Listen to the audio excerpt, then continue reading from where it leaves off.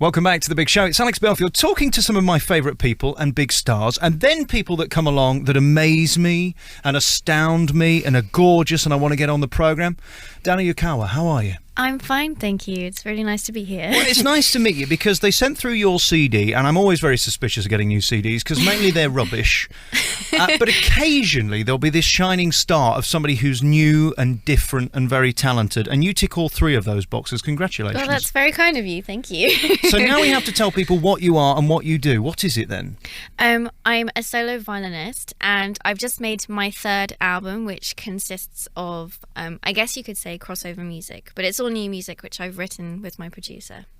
And what you do is make great songs, topical, of today, modern, but underneath all that is a great talent. Let's talk about that firstly. You must have been born playing the violin because it's so natural to you. I can tell that. I can't really remember a time when I wasn't playing the violin, but I started when I was 5, and it was immediate that I said to my mother, this is what I want to do. When I'm older, I'm going to be playing in the Royal Albert Hall. So it was an instant love affair with the violin, which, you know, still remains today.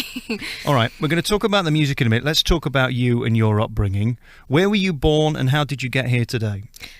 I was born in Japan. I'm half Japanese, half English. And a few months after I was born, we moved back to London because my father died in a plane accident before I was born. And my mother's the English one, so she had to come back here to return to her family.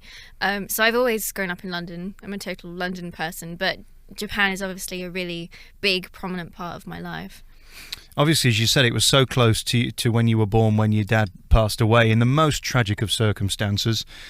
How do you feel about that now? Because I'd be kind of angry that I lost the chance to have a dad. And when it's in a tragedy that's almost so needless, like a plane crash, how have you come to terms with that?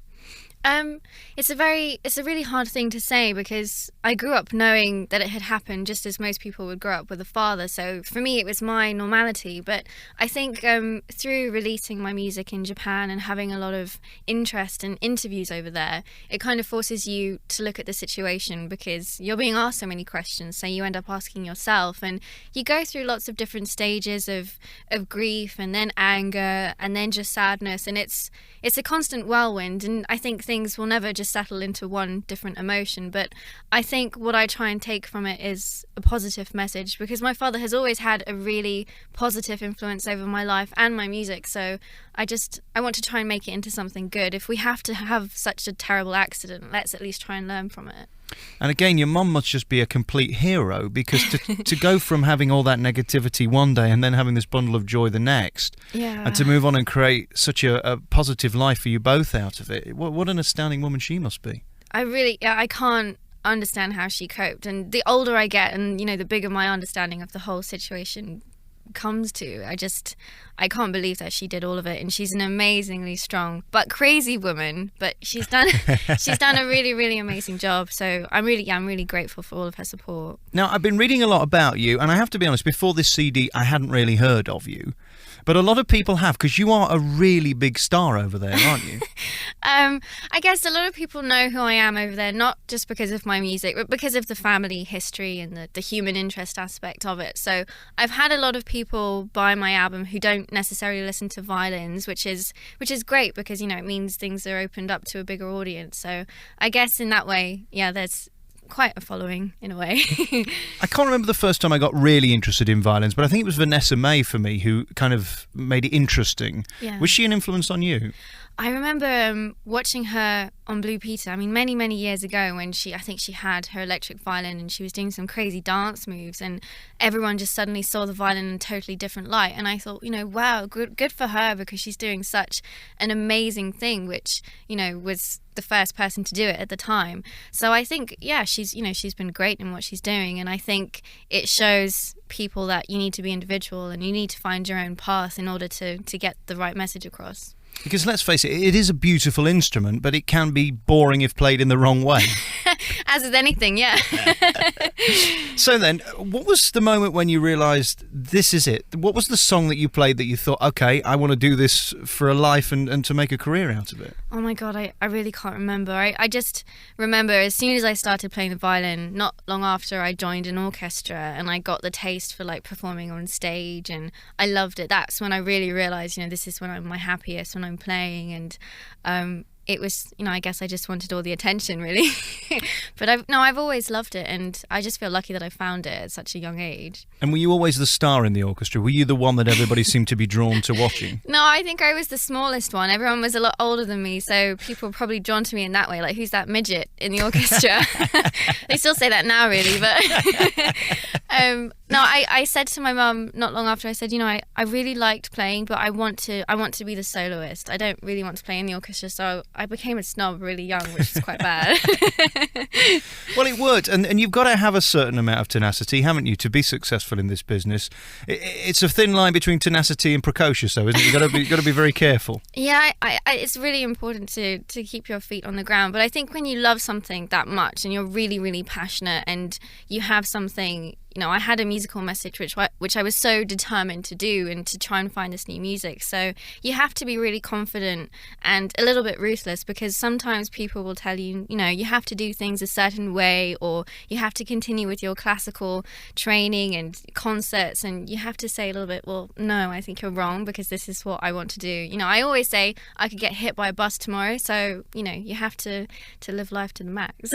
Absolutely, and I suppose what happened to your father teaches you that lesson. You just don't know, do you? You think you're on a flight somewhere, and the next minute it's all over. You could be gone, yeah. So that's a really, really huge lesson I learned from him at a really young age. So it's something I'm really grateful for. So when you were learning to play the violin, at what point did people start looking at you with open eyes and going, hang on, she's got something different, something unique, and something special? I don't know. I think when I was younger, because my older sister was playing the piano and the cello at the time, so a lot of the attention was on my sister. Oh, she's so fantastic, she's going to be really successful. And I remember I was just the little one playing the violin. Oh, is she so cute?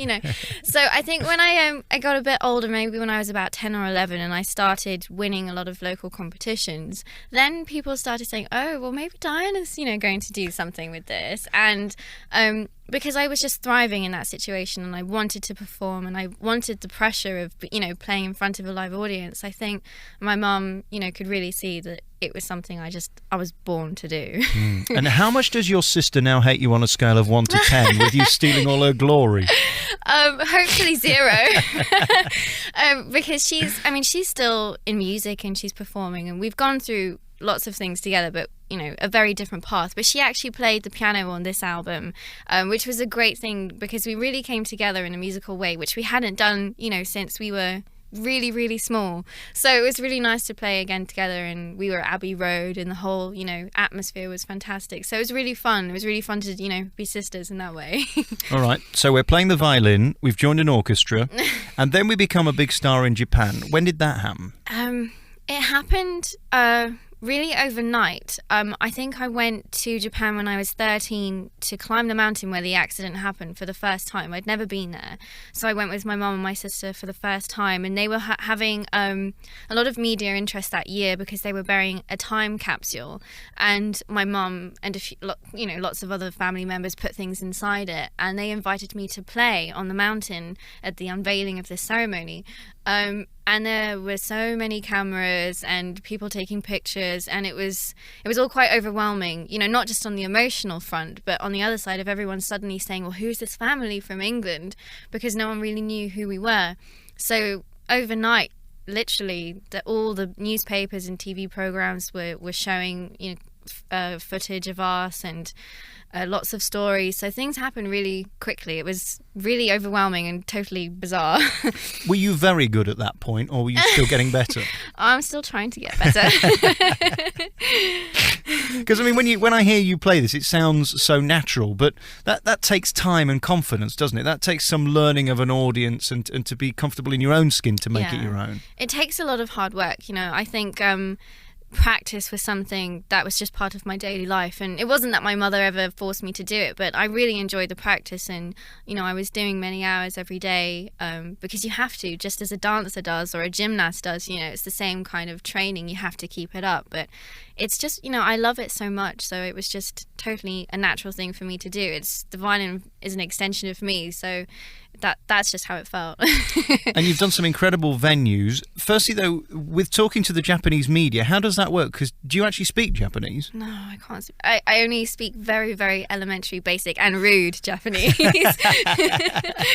So how do they communicate with you? Because they don't necessarily speak English, do they? A lot of the time they do, which is really helpful. But otherwise, I have an interpreter, and I have a really, really great interpreter who's really good. So I know she's, getting my message across in the right way. I always worry about that because I think if I go somewhere, they could start changing it just to make me look bad. That would make me nervous. You have to have a big amount of trust with your interpreter, otherwise you have no idea what they're going to be saying. I mean, you could say it's nice to be here, and she says he's bored to be here. I know, exactly. But fortunately, I understand enough to know if they're really changing it that much, so I can just have a go at her. And you're good at body language as well, watching that. You have to be in Japan. You have to really speak with your body language. So yeah, I've learned to do that. And they have huge audiences over there. Obviously, there's a lot of them. I mean, one of the audiences I think was 65,000 you did. How does that feel? Well, that was in the Middle East, and that was at a football stadium for a really, really big match. And I have to say, I'm not a huge fan of football, but I found myself getting really, really into it. And I didn't even know who I was supporting, but by the end of the match, I was like screaming at them, and I couldn't believe this new side that came out. But no, the whole energy of playing in front of that many people is just incredible. And it was only 5 minutes, but it felt like 5 seconds, and I came off the pitch and I was like, I want to do it again, do it again. It's the bigger the audience, the more I enjoy it, definitely. And how do you go with the nerves? Because there's got to be a thrill involved to make it work, but at the same time you've got to keep your nerves in check so it doesn't destroy it. How have you come to terms with that? Oh, I don't know. I think because I've been doing it for so long, that really helps. But there's always definitely some element of nerves before you play, but you need that in order to have the edge of your performance. But I think most of the time I'm just really, really excited, and the other people around me are quite nervous. It used to be my mum, she used to be incredibly nervous and shaking, and how can you do this? How can you do this? I said, well, it's good it's me then, not you. So And let me ask you this question. Are you luckier than a singer, for example? Because when they wake up in the morning and they go, they've got to make sure it's there, because if it isn't, they've got a problem. That's Whereas rude. short of you breaking your arm, oh my God, this is going to work, isn't it? So how do you think it's more difficult to play an instrument, therefore that it's the same in terms of difficulty to get on stage? Well, I'm lucky also because, it's not a piano or a double bass, so I can take it around with me pretty easily. So in that way, I'm lucky. And if I have a cough or I lose my voice, it doesn't matter because I don't, people don't need to hear that and they wouldn't want to. So, I think I'm lucky in that way. But I think it's down to the individual, what they feel comfortable with and what is their instrument, because I can't sing. I wish I could, but for me, the violin is my voice, so yeah. As well as some impressive venues, you've also met some very interesting people and performed with them, for them, and at them. Give us some names and what it was like. Some names. One that always sticks out is when I performed at the Hollywood Bowl, and that was because I was working with a producer called Carmen Rizzo, and we were opening for Underworld, and we were doing the set with Paul Oakenfold, and he was a character, and he was really, really late for the sound check, so we never really got to do a sound check, and we went backstage, and he said, oh yeah, you know what, I think I want to do the other track as well. So I went up to Carmen, and I was like, well, can I hear the track, because I don't even know what it is? And he said to me, oh my God, all my laptops and everything's on the stage, so I really can't play it to you. And this was, maybe an hour before you were meant to go on.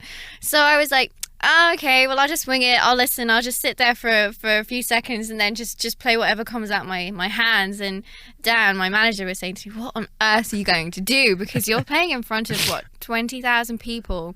You're at the Hollywood Bowl, and this is a really big event. I was like, nah, it's going to be fine. Don't worry about it. So are you with the violin like a singer would be when they're pitch perfect, that you just know what to do when, and it's some divine intervention that it comes from somewhere? Yeah, if I relied on myself, it would probably go wrong. So you just go on automatic, and you hope that the spirits above you are going to help and maybe enter your body and just do it for you, because at that point you have no other choice unless you're going to run off the stage, which wouldn't look very good. So you just have to wait and see what happens. But that's extraordinary, don't you? Most performers wouldn't want to look vulnerable on stage. Most performers wouldn't allow that to happen. They would have just said no.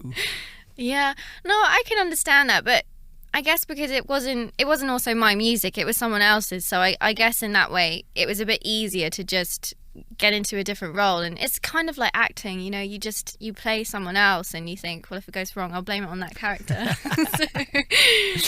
And your life now then, what is it like? Is it first class travel everywhere? Is it the showbiz hedonistic lifestyle? Is it chauffeur driven cars, or is it flying EasyJet and getting in cabs? Sometimes. Sometimes you don't have the luxury of traveling in a really comfortable situation, but a lot of the time it is, which is really nice, and you get people come and pick you up. But I remember last year I went to Marrakesh for a performance, and a friend of mine came along because my manager couldn't. We made out she was some part of the team, which was not true at all. And I remember she said to me, you know, I'm really excited because it always seems so glamorous, everything you do. And then she realised when we were waiting backstage to go on set for like maybe 3 or 4 hours, she said, wow, this is really not that glamorous. And I say, yeah, you know, people don't realize that there's a lot of waiting around and a lot of being on your own. So it's nice when you have, you know, other people around you, because it can be quite solitary in some ways, because you're just traveling to different places and there is always a lot of waiting around, which I hate because I'm not patient at all. I'm exactly like you with that. And also the come down is always difficult for me. I don't know how you deal with 60,000 people 1 minute and then me and a cheese sandwich the next. I know, it is really hard, because I'm always my happiest when I have a goal and when I've got something I'm working towards. And then when something like the football gig, you know, which was thousands and thousands of people, and then you come home and it's like, oh yeah, what's the next thing to do? It can be quite hard, because when you're a performer, that's what you want to do like every single day. So yeah, it can be a difficult thing, but you know, that's, I guess, the life of a performer. It always will have its ups and downs and, you know, exciting and very dull moments as well. It's an interesting interview, this, because I want to say to you, good luck with everything and good luck in it. But really, you've had incredible success and you don't need any endorsement from me whatsoever. But this is a new market, isn't it? Albeit a very tiny one, the UK, compared to Japan and what you've done so far. Does this really matter to you? The UK does definitely matter to me, because it feels more like my home than Japan does, because I've grown up here. So, it's something really, really special to me. But also because the music is something different, I hope. And I hope people see it as something unique. It's something that I want to play everywhere in the world, and I just want to get the message out there as much as I possibly can, because you know, music is the best way, I think, of communicating with people universally. So it's something I feel really, really strongly about. So I'm just going to, try and get it out there as much as I possibly can. All right, let's give your name first. So your name is? Diana Yukawa. And your album is? The Butterfly Effect. And your website is? dianayukawa.co.uk. And that's YUKAWA, isn't it? Perfect, yes. Thank you for coming on and talking to us. It's a real thrill. You're gorgeous. Thank you. You're delicious. You're talented. And this album really is fun. And it's a lovely album to listen to in the car as well, which is where I do my testing of whether I want you on or not. Because I think if I'm doing a lot of clicking, then you're probably not that interesting. Yeah, I feel exactly the same To think way. that I'm going to be the destiny between you working in this country or not, it's just incredible, isn't it? The power you have. I know. Diana, really lovely to meet you. Thank and you congratulations so much. with this new album. And we'll play a track from it. Which is your favourite? Magnolia. Lovely. Magnolia.